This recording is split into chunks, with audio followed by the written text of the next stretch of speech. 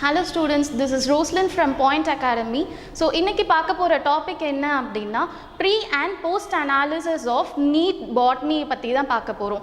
So, pre and post analysis அப்படின்றது ஒண்ணும் இல்ல. Pre analysis is nothing but 2016, 17 and 18ல NEET exam ஓட analysis compile பண்ணி ஒரு டேட்டா வச்சிருக்கோம். So, post analysis அப்படின்றது 2016, 17 and 18 மூணுத்தையும் பேஸ் பண்ணி 2019 NEETக்கு எப்படி வந்து questions வரும் அப்படின்றது தான் post analysis.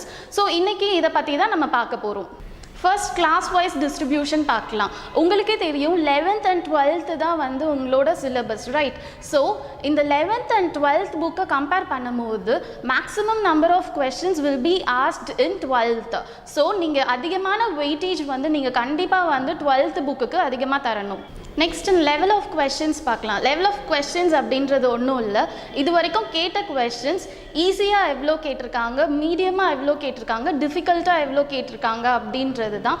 இந்த கிராஃபை பார்த்தீங்கன்னாவே புரியும். இந்த 2016, 17, 18 மூணு இயர்லேயுமே வந்து இட் வாஸ் அன்பிரடிக்டபிள். அன்பிரடிக்டபிள் அப்படின்னா நம்மளால் வந்து டிசைட் பண்ணவே முடியாது. ஈஸியஸ்ட் கொஸ்டின் எவ்வளோ வரும், டஃப்பான கொஸ்டின்ஸ் எவ்வளோ வரும்னு ப்ரிடிக்ட் பண்ணவே முடியாது.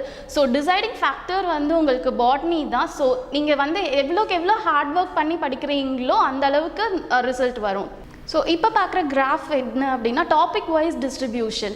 ஸோ இந்த கிராஃபில் பார்த்தீங்கன்னாவே உங்களுக்கு கிளியராக தெரியும் ஜெனட்டிக்ஸ் அண்ட் பயோடெக்னாலஜிக்கு நீங்கள் அதிகமான இம்பார்ட்டன்ஸ் தரணும், followed by plant reproduction, plant diversity and plant கிங்டம்க்கு நீங்கள் அதிகமான வெயிட்டேஜ் கொடுக்கணும்.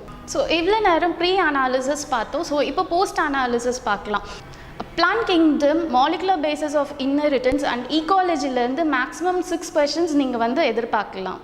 அடுத்ததாக biological classification, cell biology and ஜெனட்டிக்ஸ்லேருந்து 3 to 5 questions நீங்கள் எக்ஸ்பெக்ட் பண்ணலாம். ஸோ இந்த கிராஃபை பார்த்தீங்க அப்படின்னாவே உங்களுக்கு கிளியர் வியூ கிடைக்கும். இதை பேஸ் பண்ணி நீங்கள் ப்ரிப்பேர் பண்ணுங்கள்.